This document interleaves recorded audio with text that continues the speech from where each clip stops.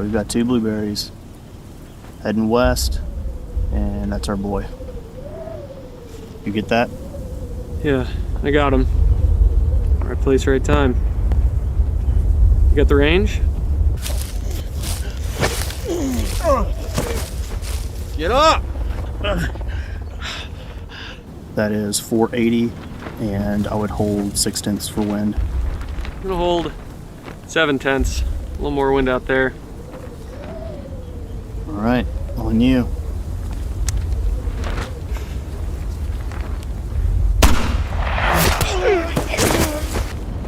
He's still kicking. Take a 10th out of elevation.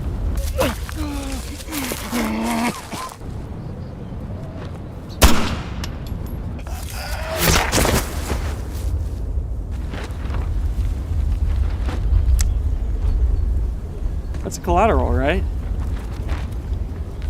No, that's 1 shot, 2 kills. Not 1 shot, 2 hits. Maybe next time. All right, stay on the gun. We'll get our dudes down there. Hilltop 3. Ready for pickup.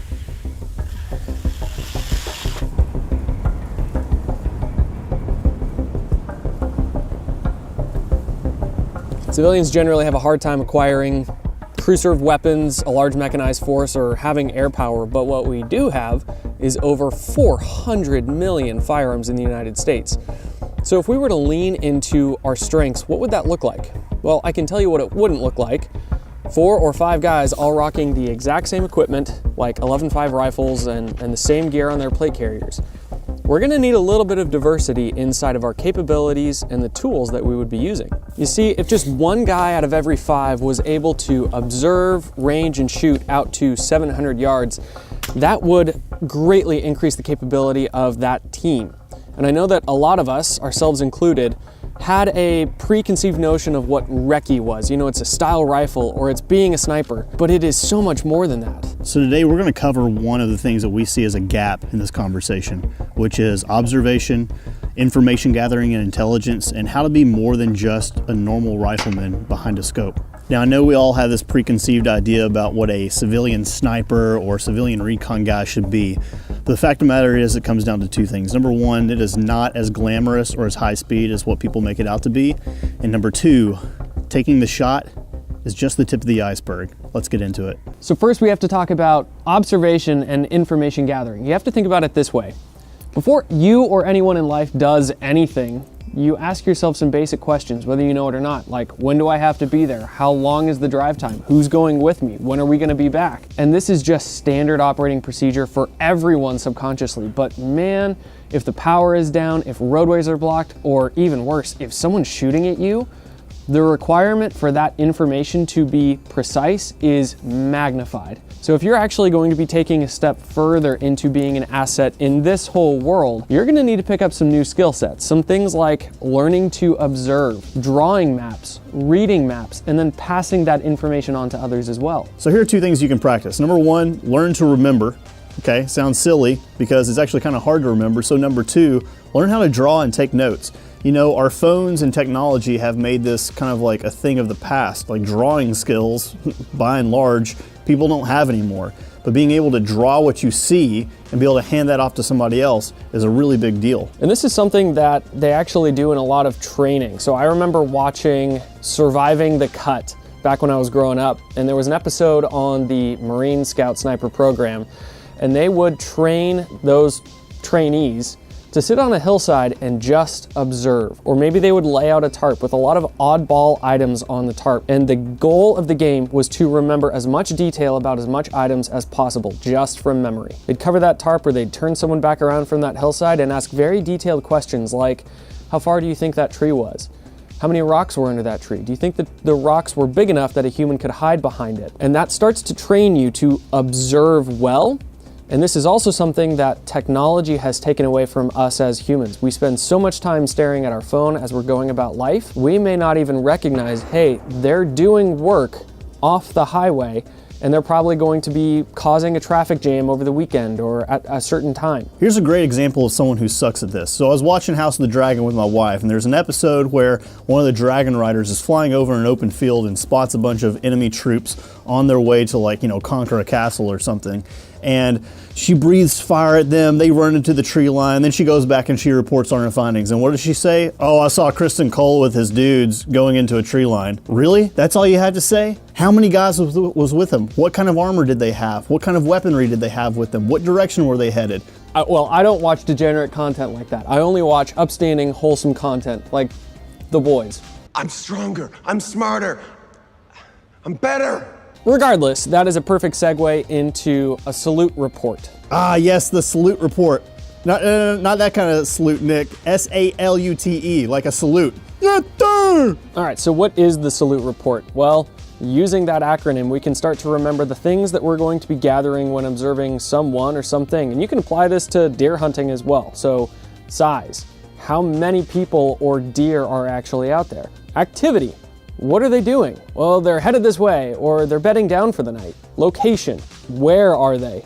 Point to it on the map. Then a unit, something that actually designates this is their enemy, they're wearing this color, and they all have the exact same patches on their helmets. Time. What time was this actually observed?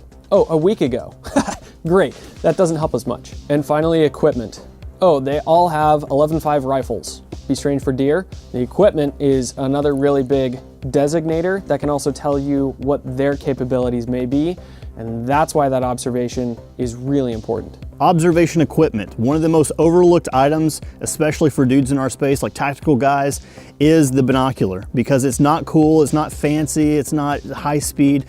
But the value of having a really good set of binoculars is the fact that, you know, a lot of people have scopes on their rifles and are like, oh, well, I can just scope in and observe whatever I need to. Sure, but just like we have handheld flashlights, so we don't have to point our weapon-mounted flashlight to something, the same is true with binoculars. Like, sometimes you want to observe something without pointing a rifle at it. I mean, I've seen guys on the range trying to take a look at something or someone far away and literally point their gun with a scope on it and think that that's okay. You don't have to do that. Having a good set of binos goes a long way. It's also an heirloom item. If you get a good set, that's something you can pass down to your kids. I mean, my dad gave me a great set of binoculars whenever I was a teenager.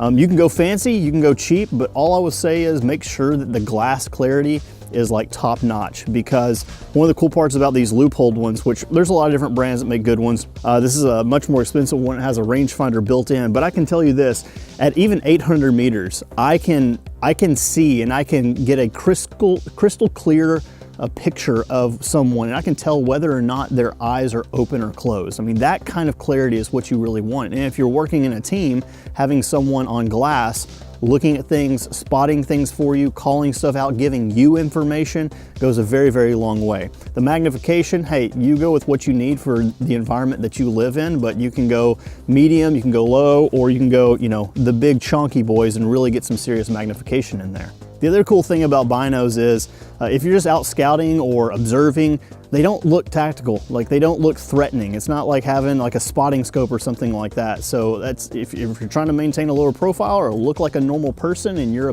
trying to gather intel or information, binos are the way to go. Now, when it comes to ranging, having a built-in rangefinder is absolutely awesome. However, we do live in a world where if you send out an IR laser just for a split second, there is technology that can lock onto you and send a shell straight down your throat in a heartbeat. So using the tech is not always the best option. We got to be thinking about how do we range things with low-tech primitive options. And that's really where things like range cards come into play. All right, ranging cards. There's a couple different styles. The first is just using your simple eyeball with a tool like this. We got this one from Agonic. It has an 18-inch string straight to the middle, and that distance matters. All you gotta do is put the string in your mouth and pull the string taut, and then you're gonna actually look through the slot that says man. I'll then look at the human being, and the height that he takes up inside of that window will tell me how far away he actually is. Now, the next system is using your optic. We got this card that takes a lot of the calculations out of it. You don't have to break out your calculator and do a lot of math. So this is a ranging card where you will identify an item. I'm looking at a car, I'm looking at a human being, I'm looking at a stop sign, but you don't know how far away it is. So what you're gonna do is you're going to measure inside of your optic. It looks like he's taking up 2.2 mils. Then I'll come down to my card and I'll go, there's my item. I'm looking at a silhouette size target. He's taking up 2.2 mils, and sure enough, it looks like he's right at about 300 yards away. So again, all that this is really doing is just taking out the calculations and all the other work that you need by simply having a waterproof card that goes into your kit. Now, one of the more inconspicuous observation information gathering tools is simply a camera. Your iPhone works, absolutely, and that in some cases would be the most incog thing you could use, right? But if you're looking for better image quality, better image clarity, way more megapixels, you could go with something like this. This is a Sony a7 IV with a Sigma 24-70 lens. And this is a pretty standard like photography, videography, like entry-level rig. And you would not look weird using it. And one of the cool parts about this is I can quickly capture an image and then just go away. And that goes into note taking also. One of the big things about having a notebook and a pen is that you can draw out, you can diagram like we talked about earlier, but that takes time and you have to be looking at it the whole time. With this, I can quickly take pictures of whatever is going on and leave. And when I get back home, I can pull it up on the screen, I can zoom in, I still get the same clarity, and I can draw an image from that or even just print it off and then make notes on it. And wrapping up equipment, if you're gonna have some specialty tools, you're also gonna be responsible to maintain and care for those specialty tools. That may include batteries for all of your equipment, but then you also have to start thinking about items like, hey, I'm using a bag or a tripod to start being more stable so I'm more comfortable out there. Well, I've already had some of my bags that I've been shooting off of rip, which means that I need to have a cleaning kit that has some super glue, needles, and some twine or stitching. Also, if your rifle is going to be a precision weapon to some degree, the cleanliness of your rifle is gonna matter a lot too. We already did a whole video breaking down my personal in-field cleaning kit and what I use to make a tool like this operate at its highest level. So you can go check out that whole video. But if you're going to be carrying these equipment like cameras, optics, high-powered optics, bags, so on and so forth, you need to be able to know how to maintain them as well. And with that comes a little bit of equipment too. Now I know, of course, along with observation, we have to talk about recce, which also means we have to talk about recce guns. Now, the first thing that I have to say about that is if you're gonna own it, that still doesn't mean that you're good with it. And on top of that, even though you have a longer gun than maybe some of your other guys, you're still responsible to be a part of the team. So what does all of that mean? Well, first of all, you should be collecting data. Even some of the things that other guys aren't concerned about, like where's my first round impacting? What is my muzzle velocity? And how does the temperature actually affect my dope or me shooting out to greater distances? And with that information, you can start to positively influence and share information with your friends. But then there's the other side. Because you're a part of a team, you are also still responsible to be running those dot drills at 25 yards, practicing getting in and out of a car with your rifle and all of your other equipment. Your gear may not look the same, your gun may not look the same, but you still need to go take a CQB course with your primary rifle. And don't be swapping out to a 10-3 when you're telling yourself, hey, this is the role and responsibility that I'm going to be playing. Now, we also can't tell you guys that we're professionals at this. We know exactly what we're talking about, and we've been doing this for years. No, this is us sharing with you. We see a shift that needs to happen, and this is something that we're going to be working on as well. Now, gun and equipment selection, what should you actually go with? Well, here in the lower 48, or at least 49 of the 50 states, there is a very strong argument to be made for an AR in 5.56. First of all, there is mountains of ammo in every single state. Very easy to acquire it.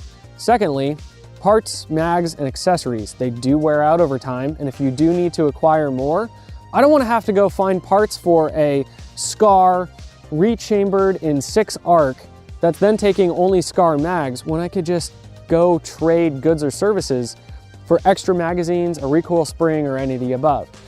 So if your buddies are running a 308 SCAR platform, awesome, man, then maybe that's what you're gonna need to run with as well. But for pretty much everyone here in the States, an AR in 5.56 is a really good way to go. Now, previously we've done some scoped carbine style content, and a lot of people were curious about the build that I was actually shooting there. This is a totally different gun that I'm playing with. But let me walk you through what this gun build is exactly. So on the front, I have a Diligent Defense Co. 7.62 suppressor. with a 5.56 end cap, and this whole can thread onto my Q muzzle device.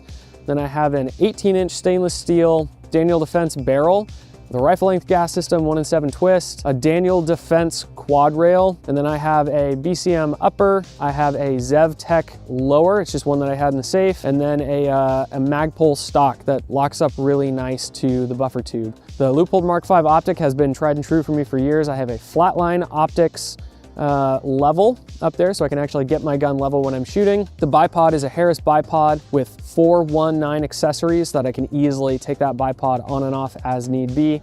And to round it out, I have a CMC trigger and then an offset Delta Point Pro. Ultimately, I'd love to actually get that Delta Point Pro mounted on top of my optic. I do think that top mounted red dots is king.